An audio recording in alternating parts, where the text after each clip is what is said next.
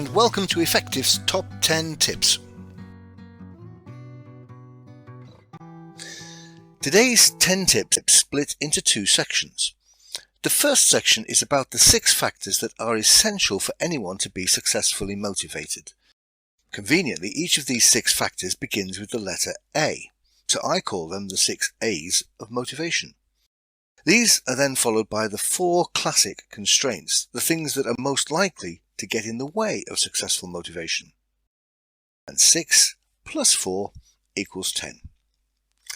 So before I begin with the 6 A's, it's important to recognize that all motivation belongs to the individual, him or herself. The only person who can motivate you is you. The only one who can motivate me is me. And if you're a teacher or a manager who is interested in the motivation of your students or team members, you don't own their motivation, they do.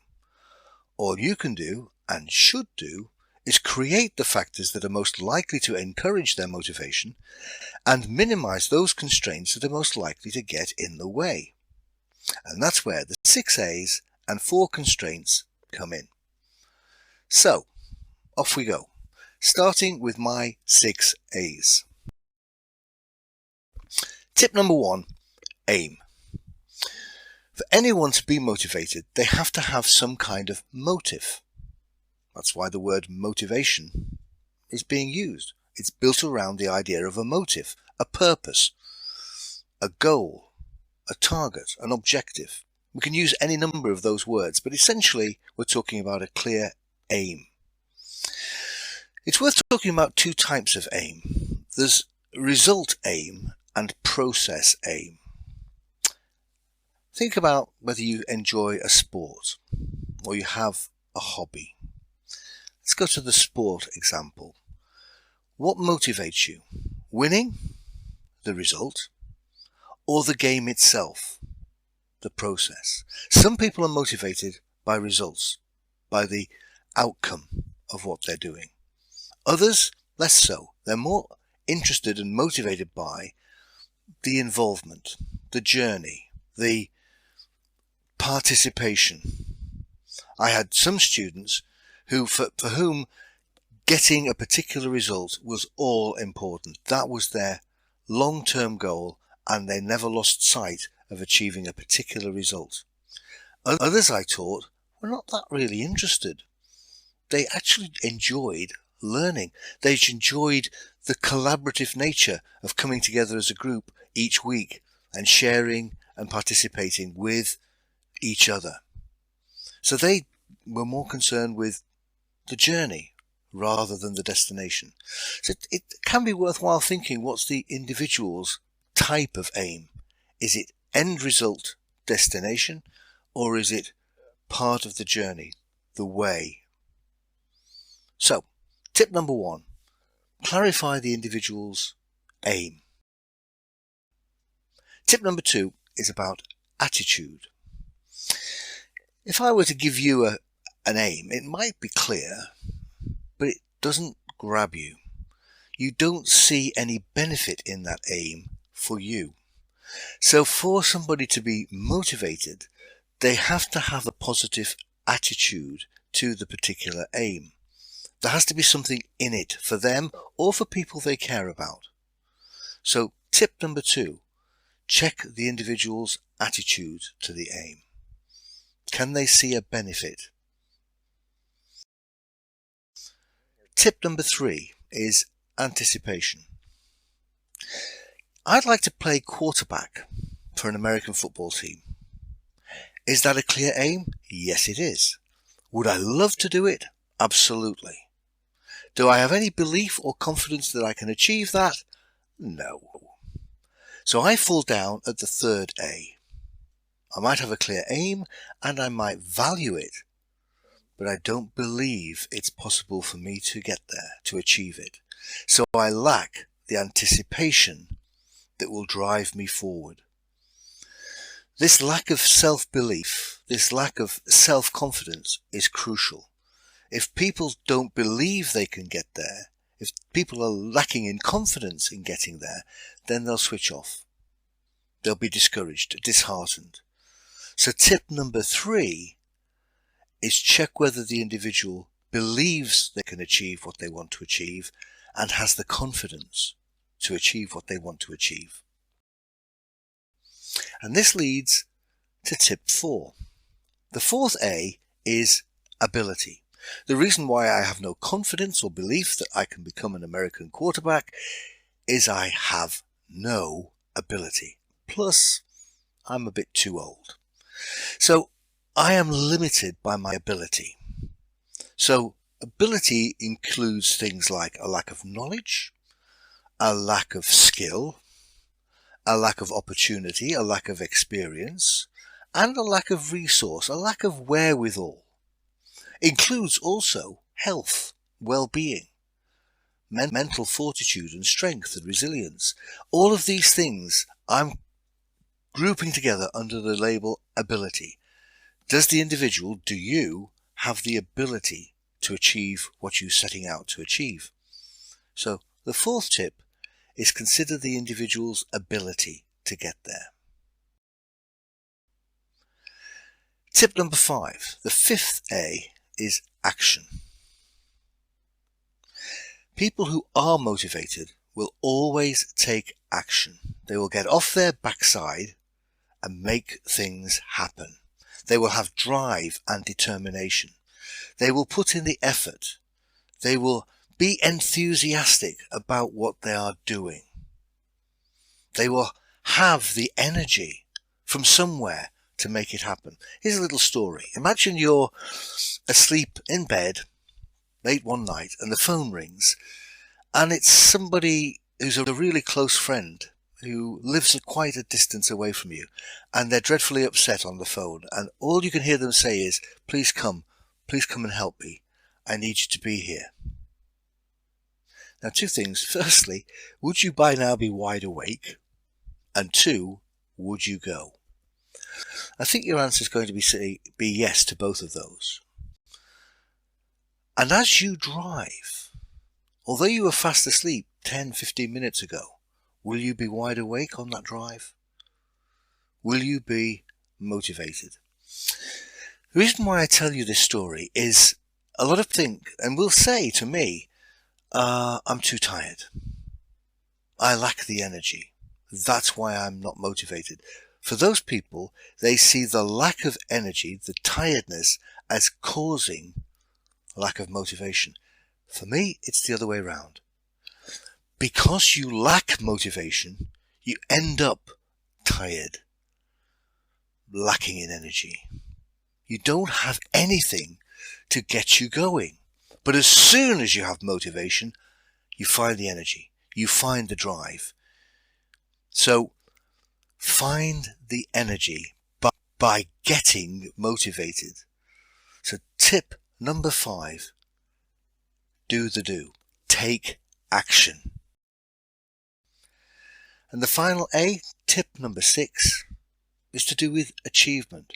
Make sure that motivation pays off, that there is a payback, there is some success for all that effort that you put in.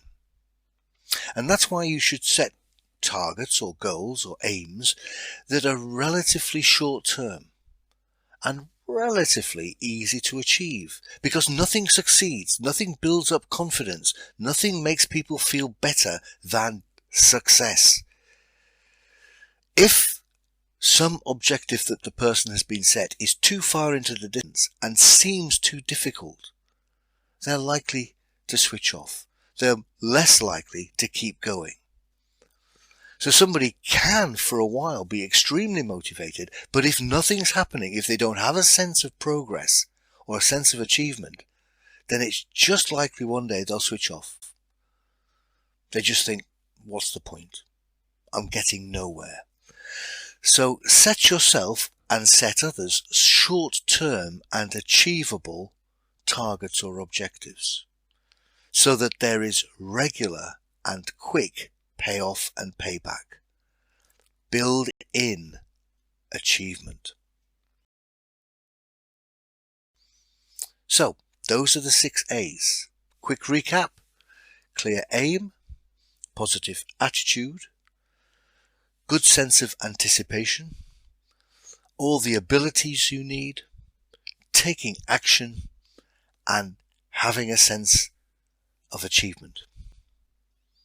Those are the 6 factors most essential for somebody to be successfully motivated. So, what about the 4 constraints? The 4 constraints are to do with what gets in the way, and usually what gets in the way is a lack of something that helps fuel their motivation. So these are 4 constraints that, in my experience, are most likely to get in the way of and inhibit motivation. The first of these, tip number 7, is a lack of resource. Somebody might have a clear target or goal or aim, but they haven't got the resources necessary to get there. That could include not enough time, not enough money, not enough materials or equipment. So my 7th tip is to ensure that anybody, including yourself, has the appropriate level of resource to get there. You may have a high ambition to get to Edinburgh tonight, assuming you're not living in Edinburgh at the moment, but you don't have, the means to get there. You don't have the money, you don't have a train ticket, you don't have a car. Your motivation in your head might be strong, but you just don't have the ability to put it into effect through a lack of resource. Tip number 8 is another lack, a lack of knowledge. It's amazing how often this is the case. Somebody has a vague idea of what it is they want to do, but they're not particularly clear. And if you're a teacher or a manager, this is something that we sometimes lack. We haven't given the student or the team member clear enough instructions, guidance, or direction for what it is that's actually required. So there's 2 real knowledge gaps. The first one is the individual doesn't know what's required. They lack a clear brief. So they're having to guess to some extent. There's a bit of mind reading going on. I wonder what it is that's wanted. The clearer the individual is about what is wanted, the more likely they are to be motivated and feel confident in achieving it. So the first gap, the first knowledge gap, is not knowing what's required. And the second knowledge gap is a purpose gap. They may know what's required, but can't see the point of it. Why am I doing this? What's the purpose? It seems pointless. If that's the case, people are likely to switch off. They're likely certainly to deprioritize it. Why would somebody work on something that they can't see the benefit, purpose, or payoff for? So, tip number 8, ensure the individual knows what's required and why it's important. Tip number 9, the third lack is a lack of skills. Clearly, an individual will not deliver and will not feel motivated to deliver if the task is beyond them in terms of aptitude or ability. So, make sure that the person either has the ability to deliver the task, or you give them that ability. You coach them, you train them, you give them the expertise and experience they need to deliver. So tip number 9, cover off the skills required. Now tip number 10, the final tip, is about over-motivation or over-commitment, and sometimes we can see this in perfectionists. Beware perfectionism. The danger with being perfect is not only that you never can be, not as a human being, we're all fallible, we will all at some point make mistakes, but by being overcommitted in one area, you become undercommitted in another. If you're a teacher, you'll understand this, I think, quite clearly when you're asked to do paperwork. You didn't come into teaching to shift paper.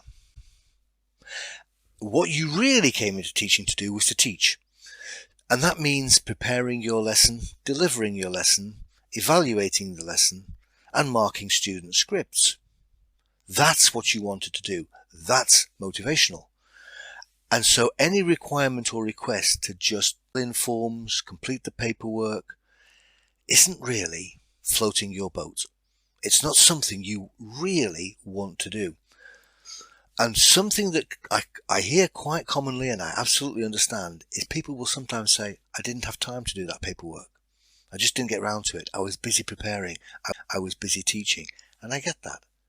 But sometimes that paperwork, even though it's not motivational, is a requirement and is essential in some way or other towards the overall success of the student or the college.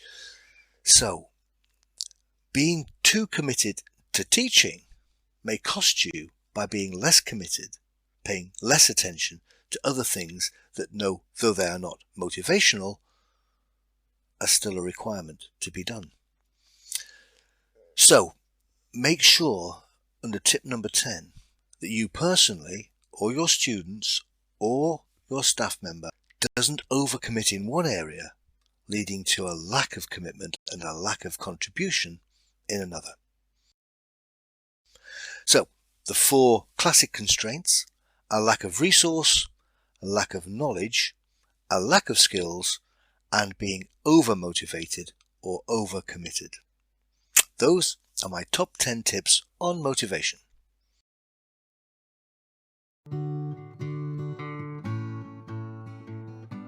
So there it is. If you'd like to download or share this image, it's available on our website. Just see the link below. If you enjoyed this video, please share it and subscribe to our YouTube channel. And don't forget to check out our website for full show notes, infographics and lots of other great resources. Links are in the description.